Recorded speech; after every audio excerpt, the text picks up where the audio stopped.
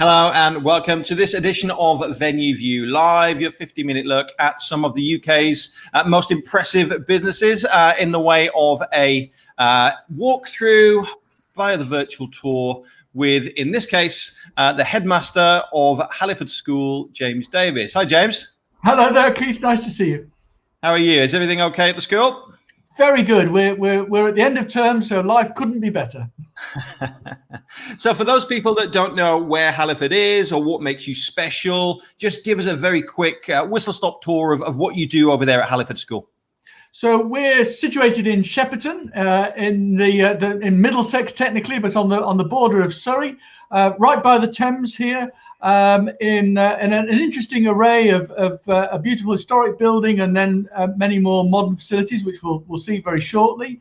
We're perhaps quite unique in the area in that we're a school of 400 students. We're all boys until the sixth form, and then we take a number of girls into a co-ed sixth form offering here. And we're very much about knowing our students as an individual, which in a school of this size, we're incredibly proud to be able to do. So I think that's us in a nutshell. So how long have you been at the school and what changes have you seen over that period of time? So I'm in my fourth year as head here. I think what I've seen is it's for the independent schools market, it's a really competitive area. But I think what we've seen recently is lots of people reconsidering their educational choices, and as a consequence of the pandemic, people coming to view independent education as something that they would like to explore at least, and see what's involved in that. And that's something that we've really sort of had to enjoy getting to grips with. I think, you know, as a school, what's fantastic here has been for us the sort of the changes that we've done in the last 6 months are something that perhaps if I was planning in advance, I'd have given us about a 3 to 4 year period to do it over, to take people on that journey. But actually, we've moved at lightning speed, and we're really proud of what we've been able to do. I think, you know, as we spoke about before we came on air, I think many companies, many businesses, many schools have had to embrace technology a good 3 to 5 years ahead of when they'd planned to do so. So for people that maybe don't understand the things that go on behind the scenes, what have you had to do differently over the last 6 months, given the circumstances that we've been in? I think schools are pretty slow to adapt, it's fair to say. You know, Halliford's coming up for our centenary in September. So we've been doing things for 100 years, and there's a Halliford way of doing things. And that's the same in every school. It's not unique to here. And if I'd said to my staff that we were all going to move online, that we were all going to learn how to use Microsoft Teams, and we were going to do that overnight, I'd probably have ended up with the biggest rebellion in social history. But actually, because of our commitment to the students, because of what we were all facing nationally, it's something that we've had to get up and go with. It's been incredibly hard for all of us, but the rewards have been enormous. We set ourselves the challenge as a school that we would operate with business as usual. And that's all our lessons go online, literally overnight. And staff and students learn from one another, and that collaborative community that we have at the school was great. You know, you'd got the good teachers knew what they were doing, they were fine. Those who were struggling a little had help from their colleagues, but also had help from the students, and together we navigated our way through it. The biggest challenge for me really was looking ahead, was how did we manage to encapsulate what we would do on an open day with people who were sitting in the comfort of their own home. And as a small school, we perhaps don't have all the glitz and the glamour of some of our bigger competitors, but we have a very warm heart and we have a very strong community. And what we wanted to try and do was to get that across as best we could. And we had this inspired idea to come to you, and we had the most amazing experience, I have to say, in putting this presentation together, and using that then as the vehicle to explain to everyone what the school was about.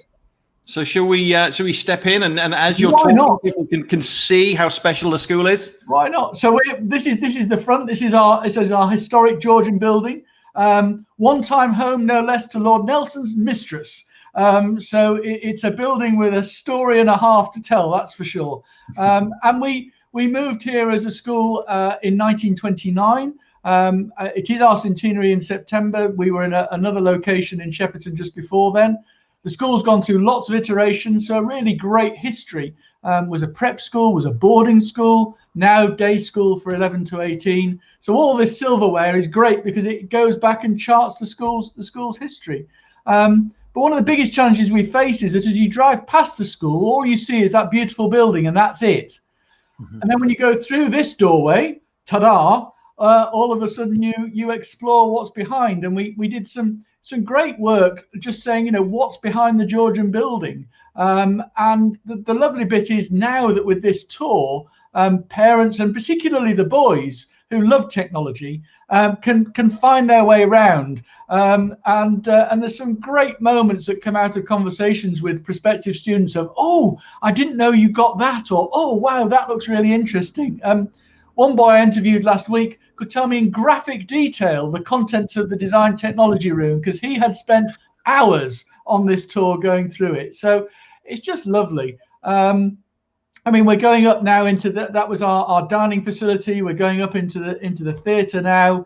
And when we've done these events live, the boys have been able to talk over the top of this tour to people coming to look at the school in the same way they would have done taking them round their school. And that's been the lovely part of it, is that we've managed to capture that pride in the school, what their little stories are as they go through the tour, just like this. And then in addition to that, people have been able to do it at their leisure. We've embedded photographs. You've helped us to embed videos now into this. And although it will never replace the wonders of going on a tour with an 11-year-old boy around their school, it gets pretty close. I think we've seen great sort of feedback from it. So I'm hugely proud of what we achieved in 3 very busy days, and we even managed to get the weather right, which was no editing required there. Yeah, we put that on the agenda, didn't we? It needs to be funny. Absolutely. So that theatre is a real hidden gem. I wasn't expecting that. So usually on any given term, do you have regular performances in there? Yeah, I think the most important thing we do in there is we meet together twice a week. I talk about the Halliford community a lot. It's really important to me. Even though we're a day school, it's very much got that family set of values to us. And actually being able to meet with all 400 boys and all the staff at the beginning of the week and the end of the week. So the beginning of the week, we tend to give them a little message for the week. We work on a bit of a theme for that week. And at the end of the week, the assembly tends to be led by the boys, who will give their reports on their matches, their visits, their experiences. We hand out certificates and awards at that point. And it's just a lovely way to bookend the week, if you like. And then is the great bit of doing concerts, plays, performances, presentations. And we've been able to continue to do those. We've just had to video them. So we're all looking forward to a live audience being back again. But we've managed, as I say, to keep business as usual. We're going around the ground floor of the main building at the minute, the main teaching blocks. And this is a hub of activity, and trying to capture that sometimes is difficult when people can't come round. But we're hopeful that it won't be for much longer. But what we have still and will continue to have is this wonderful method of people exploring the facilities here and seeing that although we're a small school, we've got some amazing things going on. And this is a very different type of block, isn't it? When you've got that grand entrance when you come in, and this is quite a modern block with really sort of cutting edge facilities. It is, but actually it's an old building. It's one over the last 2 years. The governors have backed quite ambitious plans that the Bursar and myself put forward. We've invested just under £2 million in the site. So here's one of the science labs that we've completely gutted, started again, refreshed. We completely redid this whole block So although it looks very modern, actually it's a block that's been around for quite some time. Science in here is a really interesting one because we've got the sort of traditional and the modern blended alongside one another, because actually that's what works best for the way that our boys work. So it's been a really interesting sort of experience. But I think people often don't quite understand all those bits that go on. And when we're talking to boys about admission to the school, the lovely bit is to see their faces light up when they go, "Oh wow, there's a science lab," or "Oh wow, look at the IT facilities in this room." Although even here, what's fascinating is in the last 6 months we've taken the decision to issue all our new entrants to the school with a Microsoft Go device, because we've now made the decision that actually we've come so far on this digital journey that we want to keep that going. We don't want to go back. But equally, we recognise that the boys sitting public exams will be doing so still with pen and paper, but they're just learning in a different way. So it's that blended approach that we've now adopted. And as a consequence of where we came during lockdown, it's just been a seamless transition and offers the boys so many more learning opportunities than we could ever dream of. So this is to the rear of that main building at the front. So this area here, I'm guessing, on breaks and lunches, this is a vibrant area. You've got to be brave to cross the courtyard at break and lunches, I would say. There is everything from sort of cricket to football to boys sitting reading in the corner to boys playing trading card games, all sorts of things going on. And it's an area I spend a lot of time, and I'm immensely proud to stand out there and see that we have so many different types of boys at Halliford. And it's one of the lovely bits here is that there isn't a Halliford type. You don't have to be sporty, you don't have to be academic. It's a blend of different characters, and that courtyard captures it brilliantly every time, because you've got the boys who are busy making up a game of cricket. You've got the boys who are sat quietly talking about what they did at the weekend. You've got those who are busy doing some homework sneakily, hoping that the headmaster doesn't spot them.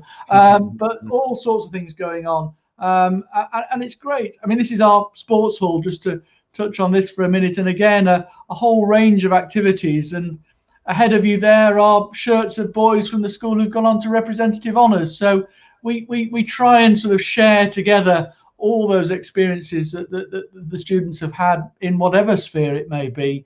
And we have a sort of a catchline, if you like, of proud to be a Hallifordian. And it's something that's very palpable about the school. And you actually have the magazine to go along with that, don't you? I believe we do. Yeah, the Halliford is our magazine. This was our library. The pandemic sadly has seen us have to close this facility into boxes, which has been really sad. Whilst we've got online access electronically, we've had to use this facility to teach in because of social distancing. But the great thing here is that it's forced our hand when it comes to our next stage of development. And we're now looking at our next major project, which will be to build a new library facility with new classrooms on the site. And we're looking forward to sharing all of that with everybody in January. So watch this space. But it's amazing how things in a school don't stand still. And it's given us a real chance to sort of to evaluate what we need and where we're going, to give the boys and girls here the best facilities we can. Just walking through those sporting facilities there, there's so many on offer. The climbing wall must be a real favourite. Oh, you bet. Yes, boys do climb the wall. And the lovely thing we've got here is that we've got facilities on site. So these are our main fields at the back. Where we have lots going on, but then a very short walk down the road, and we do it in the blink of an eye in about 10 seconds from now, and we're right down a 3-minute walk from the school. Here we are at our playing fields, affectionately known by the boys as Wembley. When I came on interview, I thought, my goodness, the school hires Wembley. This is very impressive. No, it's this equally impressive set of facilities just down the road in Shepperton, but brilliant space. No faffing about with minibuses. The boys are on site, and it's just been invaluable trying to Trying to get boys outdoors, I think, has been the saddest part of lockdown that they've really struggled with. And seeing them back on those fields, playing modified versions of sport, it must be said, but actually seeing them enjoying that has been superb. For a school so close to London, you've got lots of outdoor space, haven't you? We have. We're really lucky. We're right by the Thames, as I say, and we use that for canoeing and kayaking. But we're also, we've got that feeling of openness here, which I think is really lovely. We're set in Shepperton. I'm very, very keen that we are part of the community. So we support all the local businesses. All our food, for example, is sourced locally where we can. And in this sixth form area here, when we came to develop this, we wanted to include local images. So on the back wall with this wonderful picture of Walton Bridge just down the road with the river, and various other iconic sort of local landmarks that we've built into this redeveloped facility. So yeah, we see ourselves very much as part of the local area, and that's something we're very proud of. I mean, this sixth form space is really impressive. So is it right that it's boys up until sixth form and then mixed? Yeah, so I feel one of the great aspects of the school is that we're looking to expand our co-ed sixth form to encourage some more girls to come and join with us at that stage. We have a small cohort at the moment who are fantastic, and we're looking to grow that because I think actually there is a lot to be said for single-sex education up until 16 and then a co-ed sixth form experience. I came here very much of the view that single sex was something very strange and what on earth were they doing at Halliford, and I have to say I am a real convert to it, and will talk passionately to people about it. Particularly, I think for boys it has some massive advantages, and we see that in the results that the boys go on to achieve here. They never cease to impress in whatever field it may be: academia, music, sport, drama, art. We're just heading up now in this building to really the sort of the cultural heart of the school, if you like, where we've got art and music happening. I'm a musician myself, but the son of two Olympians, so I suppose I've got a foot in both camps. I have no sporting credentials whatsoever, much to my father's shame, but I can play the piano rather well, and the lovely thing has been, in this area, I always smile because we try to capture the heart of the school. And I often play the piano for the boys when they're performing. And we did a little performance in here of myself and one of the boys playing a piece of music together. And so many people have commented how lovely that is. And it's just what happens at Halliford. So from an arts perspective, obviously here we can see the art studio, and I know that you've got the pottery studio as well. But on that music side of things, whilst you've got that classical space, you've got that performance space, you've got some really sort of high tech other facilities, haven't you, as well? Oh yeah, I mean we've really invested in the music at the school. The performing arts are really important. Well, the creative arts, I should say, are really important to us. You can see in this space here, we've got a number of very, very talented students at the school, and just on the art before I move to the music, ceramics is a bit of a specialism of the school. And one of our boys has just finished his work experience with Kate Malone, who is sort of the goddess of all things ceramics in the UK, and that's the level that we're able to work to. It's interesting. Some of our art scholars' pieces are displayed in reception at the moment, and people walk in and think that they're professional pieces from someone's exhibition, and they are, but they happen to be 16. Which is a source of great delight. But so we're about sort of taking the boys and letting them shine in the areas that they're great at, and then enjoying that with them. So musically, we've done quite a lot of work over the last 2 years. So we've got this sort of performance space here for classes, but next door I managed to get the governor's indeed to one of them to make a significant donation to pay to equip this space with the latest iMacs and recording facilities. We offer music technology as well as straight music as a school, and it's been great. This lockdown period again has seen us doing lots of recording, and we're just today about to launch our virtual carol service. There's a thought. So we've had great fun recording both video and audio to share what we're doing with parents at home whilst we can't have them on site. It's really frustrating for the boys. They you know what boys are like. They love to perform, but actually they've equally loved the technology side of things. And our upper sixth students actually did all the sound work for our winter concert. They did all the multi-tracking. They did all the editing of it as part of their A-level music technology work. So it was great fun. Yeah, I've seen the video of the winter concert. It's very impressive.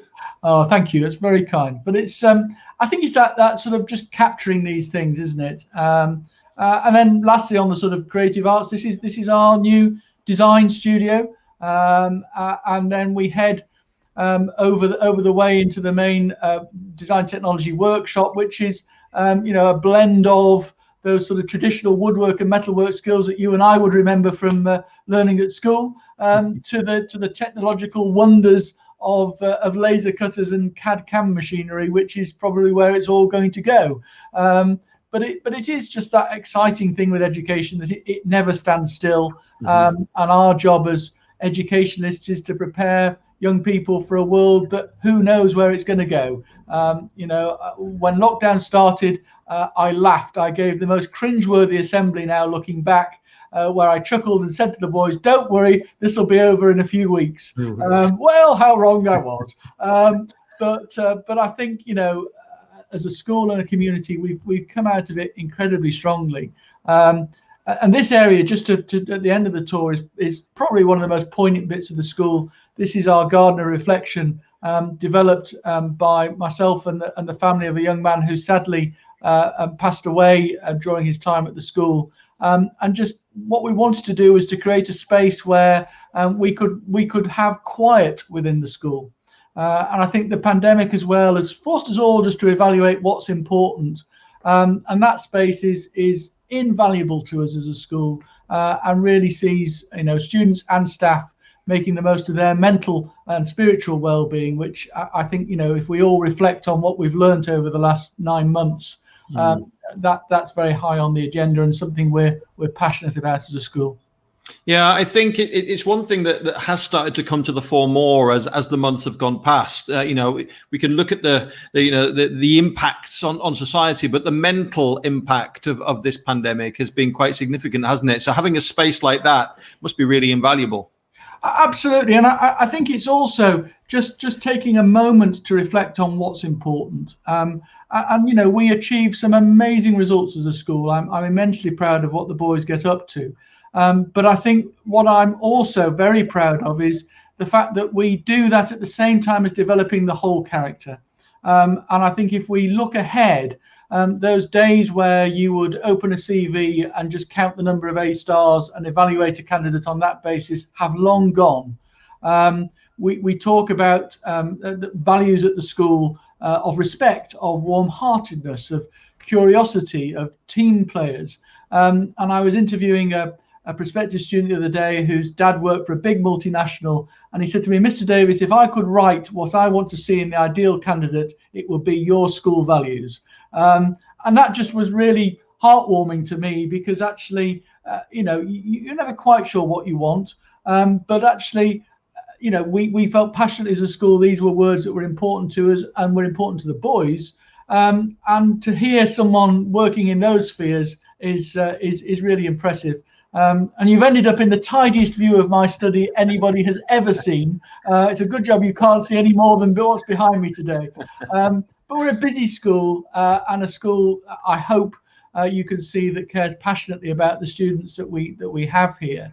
But the lovely bit of this project and this collaboration that we've done together has been, sharing that with other people and reaching out to people in new ways. I mean, just seeing this tour again, I captured this with you about 5 months ago, and walking through the school with you again now, and knowing that you do this regularly with people, talking about the USPs and the ethos of the school. It's nice to see how passionate you still are about taking people through digitally. Yeah, I think, it's this notion of pride in the school was something that was very, very palpable to me when I came on interview, and so we've developed it on, and frankly, if I think that from the day that the word coronavirus came into my vocabulary to today sitting here, I've probably had about a day's rest in total. It's been a challenging time for everybody, but I think what constantly keeps me going is working with young people and seeing just how resilient they are, seeing just how they've responded to all these challenges. We have sports day at the end of term, and my director of sports is brilliant, very much about sport for all. And so he came up with this fantastic idea that we would do sports day from the back gardens of the good people of Surrey and Middlesex. And we shared together a virtual experience, can you imagine, of some 400 back gardens with all the boys and their families doing all these various weird and wonderful challenges. And to me, that was just amazing. That sort of sense of community, that sense of family. And doing it in a completely bonkers way. We've all been really tired at the end of term, but we set ourselves the 12 Days of Halliford challenge, which saw the boys doing all sorts of things, from keepy uppies to basketball hoops to planting daffodils, to debating, all sorts of things. And the energy that they exude is just great, and it's what makes schools such fantastic places to be. Fantastic. Well, just looking at your office here, if anybody is, blown away by your passion as I am, and they wanted to come along and sit in the office and grab a coffee and find out more about the school, how would they do that? Well, at the moment, they would be experiencing the full venue view experience. We've been hosting our open days, sadly, as virtual events, because we can't yet have members of the public on site alongside the students here. But what we are doing is we run the virtual events, and then I'm very happy to jump on a Teams call with any parents who would like what would normally be a chat in my office. We also do things admissions-wise slightly differently at Halliford. So we interview our students first before they sit the dreaded 11+ exam. And we do that to try and put them at their ease, but also fundamentally because I believe very much in the whole person, the whole package. And if I just looked at a set of entrance exam results, I'd be doing a pretty rubbish job as far as I'm concerned. What I want to look at is them. So, over the last 2 months, I've done so far, I think, 115 interviews. I've still got nearly 100+ more to do. So this afternoon sees another 6 coming along. But they're great opportunities to interact with people. And what's lovely is that the parents and I get very flustered about doing it online, and the boys and girls just take it in their stride. This tour has been compared to a decent video game, sir, but you need some good prizes in it. So that's our next challenge, Keith, is that we've got to do it with a few prizes along the way. But yeah, I mean, we're not a school that stands on ceremony. We believe about helping each individual who comes through the door and doing the best we can, and trying to see if that match is there for them, for their son, for their daughter in the 6th form, for Halliford to be the right place for them. Fantastic. Well, it's been an absolute pleasure chatting to you today, James. Lovely to see you. Thank you very much for the opportunity, and look forward to the next iteration of this tour with you. We're already planning what it's going to look like. Fantastic. Thanks, James. If you are interested in appearing on VenueView Live, feel free to drop us an email on info@venueview.co.uk, or to find out more about the amazing work done at Halliford School, you can go to hallifordschool.co.uk, or you can email reception@hallifordschool.co.uk. So that's it for today. Thank you all for joining us, and we'll see you again soon.